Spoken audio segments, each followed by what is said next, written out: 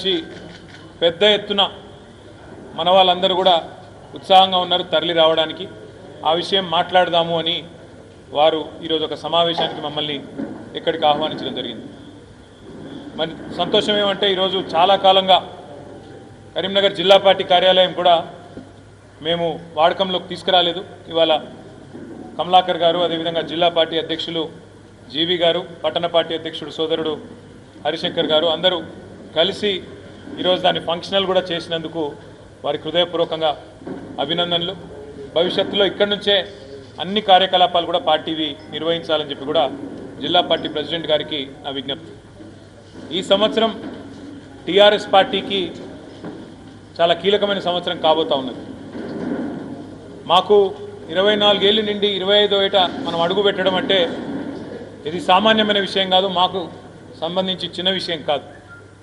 Party పుట్టిన నాడు ఎన్ని అవమానాలు, ఎన్ని రకాల అనుమానాలు, ఇది మక్కలో పుట్టింది పుబ్బలో పోతుందని శాపనార్థాలు పెట్టి అసలు ఈ పార్టీ ఉండనే ఉండదని, పదవుల కోసం పెట్టిండ్రని అడ్డమైన మాటలు ఎన్నో ఆనాడు పడాల్సి వచ్చింది పెద్దలు కేసీఆర్ గారు, వారితో నడిచిన సహచరులు.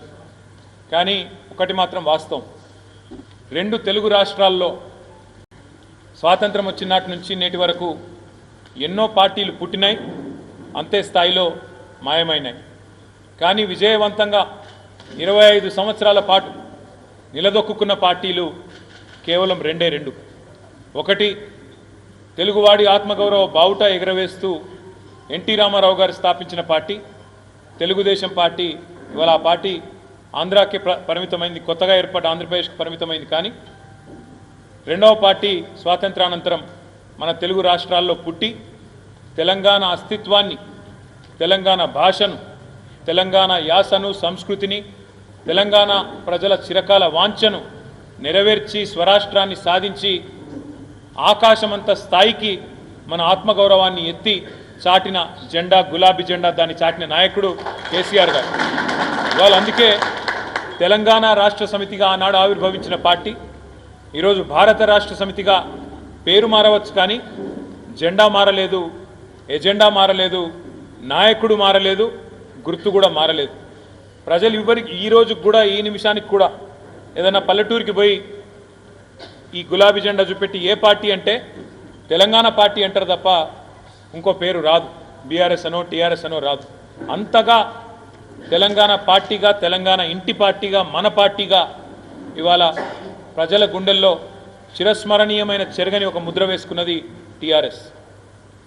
అందుకే 24 సంవత్సరాల నుండి 25వ సంవత్సరంలో అడుగు పెడుతున్న శుభ సందర్భాన ఒక క్రమ పద్ధతిలో ప్రతి సంవత్సరం నిర్వహిస్తున్నట్టుగానే ప్రతి సంవత్సరం వార్షికోత్సవాన్ని ఘనంగా ఏదైతే నిర్వహించుకుంటూ వస్తున్నామో అదే పద్ధతుల్లో రజతోత్సవ సంబురాన్ని, బీఆర్ఎస్ రజతోత్సవ సంబురాన్ని మరి ఎల్కతుర్తిలో, హుస్నాబాద్ నియోజకవర్గ పరిధిలోని ఎల్కతుర్తిలో, వరంగల్ నగరానికి అత్యంత సమీపంలో మనం నిర్వహించుకోబోతా ఉన్నాం.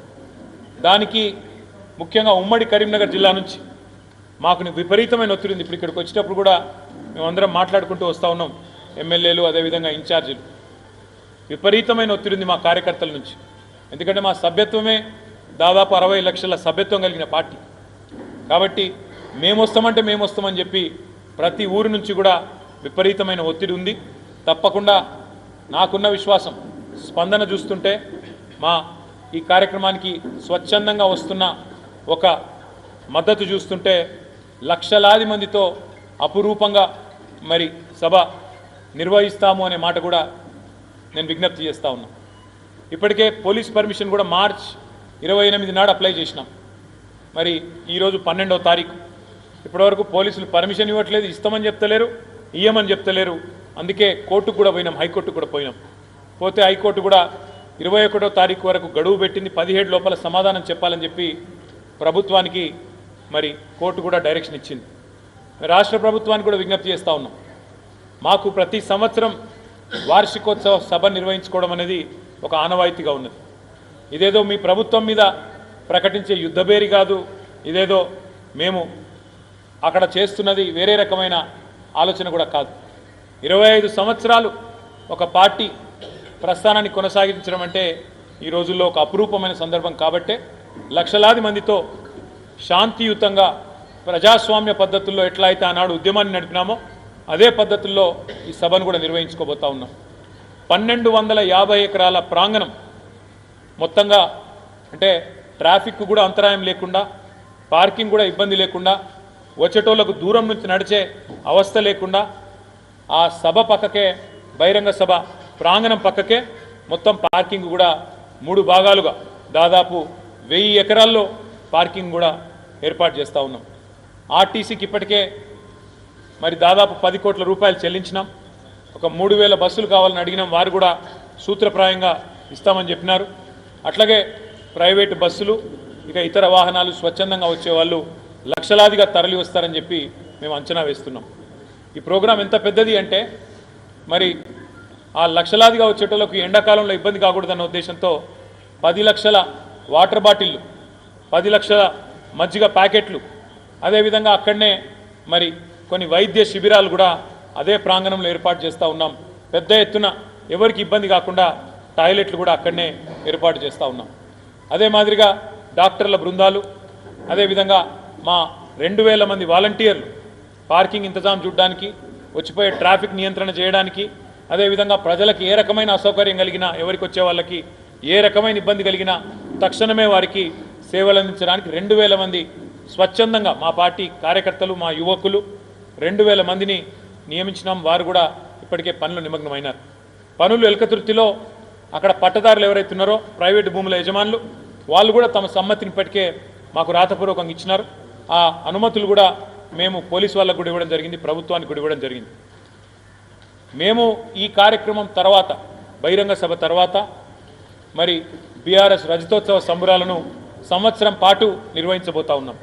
రకరకాల కార్యక్రమాలు, ఆనాడు ఉద్యమంలో మొదటి నుంచి మాతో ఉన్న సహచరులను ఒక దగ్గర తీసుకొని రావడం, వారితో ఆనాటి నుంచి ఈనాటి వరకు 25 ఏళ్లలో వివిధ సందర్భాల్లో జరిగిన ఉదంతాలను మళ్ళొక్కసారి ప్రజలకు గుర్తు చేసే విధంగా కార్యకలాపాలు అన్నీ కూడా డిజైన్ చేస్తున్నాం. సంవత్సరం పాటు రజతోత్సవ సంబరాలను నిర్వహించబోతా ఉన్నాం. అట్లాగే ఈ సభ తర్వాత వెంటనే మే నెలలో మా పార్టీ యొక్క మన సభ్యత్వ నమోదు కార్యక్రమం మళ్ళీ తిరిగి ప్రారంభం.